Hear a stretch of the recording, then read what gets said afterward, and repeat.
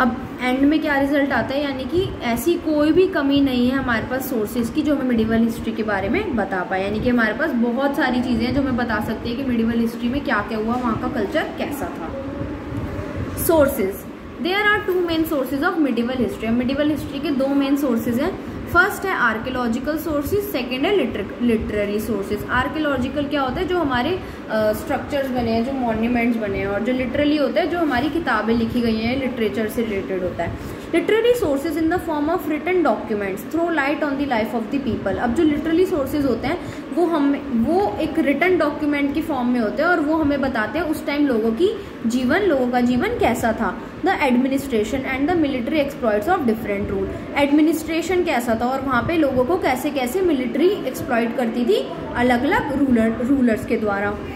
The buildings and monuments constructed still adorn our country. अब जो buildings और monuments बने थे उस टाइम पर वो अभी तक हमारी कंट्री को अडॉर्न करते हैं, यानी कि हमारी कंट्री को बहुत ज़्यादा स्पेशल टाइप बनाते हैं and attract the tourist from all over the world. और उसकी वजह से जो बाहर से फॉरेनर जो होते हैं, टूरिस्ट होते हैं, वो हमारे देश पर आते हैं और उन बिल्डिंग्स को देखते हैं। अब जैसे कि the Taj Mahal belongs to this period is one of the 7 wonders of the world. अब जो 7 अजूबे हैं दुनिया के उसमें से एक ताजमहल है जिसको देखने के लिए लोग पूरे वर्ल्ड से आते हैं। These are the main reasons that we have more information about the medieval period than the ancient period. अब ये रीज़न है कि जिस वजह से हमारे पास medieval period की ज़्यादा information है as compared to ancient period. Historians and their sources. The medieval period saw an extensive use of paper which was cheap. अब मिडिवल पीरियड में क्या हुआ कि बहुत ज़्यादा यूज़ होने लगा पेपर का, जो बहुत ज़्यादा सस्ता था, and therefore widely used to write extensive accounts related to religion, rule of the different king. अब जो यूज़ होता था काफ़ी अलग अलग चीज़ों को लिखने के लिए, जैसे कि रिलीजन के बारे में, किंग्स के रूल करने के बारे में, कल्चर के बारे में, ट्रेडिशन के बारे में, सोसाइटी के बारे में और लोगों की लाइफ के बारे में। Judicial system and the taxation system with detail accounts. और जुडिशियल सिस्टम यानी कि वहाँ का लॉ एंड ऑर्डर कैसा चल रहा था, टैक्सेस कैसे लोग पे करते थे, उन सब के बारे में लिखा जाता था। And accounts of wars and the peace settlement, और लड़ाइयाँ कैसे हुई और उस टाइम फिर पीस सेटलमेंट कैसे किया गया। As a result manuscripts were prepared that now provide valuable information to reconstruct ancient periods of history. अब इसके रिजल्ट में क्या हुआ, मैन्यूस्क्रिप्ट बनाई गई जिसके अंदर हमारी सारी इंफॉर्मेशन दी गई थी कि हमारा जो एंशिएंट पीरियड की हिस्ट्री है हम उसको रिकंस्ट्रक्ट कर सके। Archaeological sources such as monuments like mosques, temples, tombs, forts, art objects like paintings and sculptures, inscriptions and coins, tools, utensils, ornaments and jewels of this period are available to us.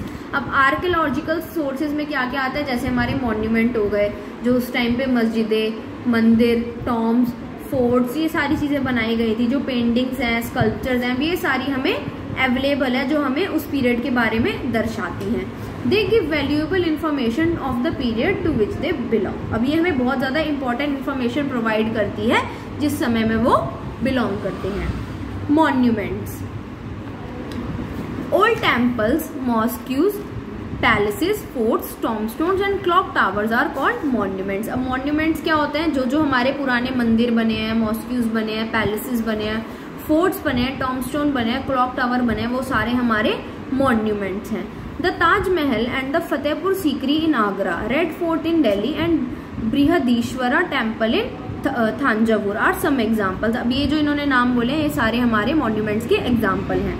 Monument showcase the style of architecture that highlights the religious और foreign influencer. अब जो monument होते हैं वो basically में उस time का architecture बताते हैं, उस टाइम के रिलीजन के बारे में हाईलाइट करते हैं और फॉरेन को इन्फ्लुएंस करते हैं कि उस टाइम पर किस तरीके की चीजें हुआ करती थी।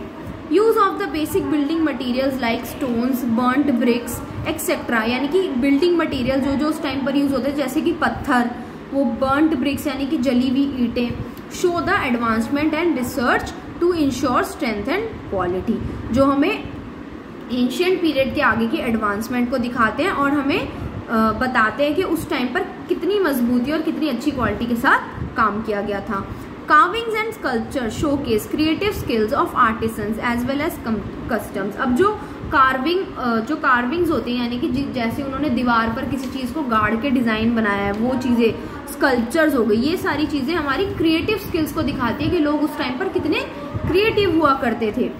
As well as customs, food habits, dresses and jewellery and various hair style of that period. उसके साथ साथ वो वहाँ पे उस टाइम लोगों की क्या क्या खाने की आदत होती थी, वो कैसे कपड़े पहनते थे, किस टाइम की ज्वेलरी उस टाइम चलती थी, वो सारा हमारा उस पीरियड का दिखाया जाता है।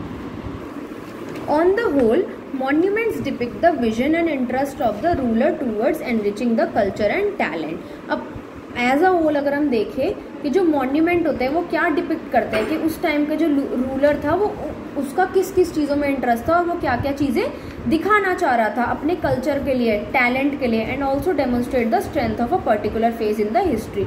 और वो ये जताना चाहता था कि उस टाइम पर किस रिलीजन की या किस पर्टिकुलर चीज़ की स्ट्रेंथ थी हिस्ट्री में। यानी कि जैसे एक पीरियड में इन्होंने बताया कि मुगलों ने राज करा, एक पीरियड में ब्रिटिश ने राज करा, तो ये जो मॉन्यूमेंट्स और ये सारी जो चीज़ें बनाई है ये हमें बताती हैं कि उस टाइम किस चीज़ का ज़्यादा जोर चलता था।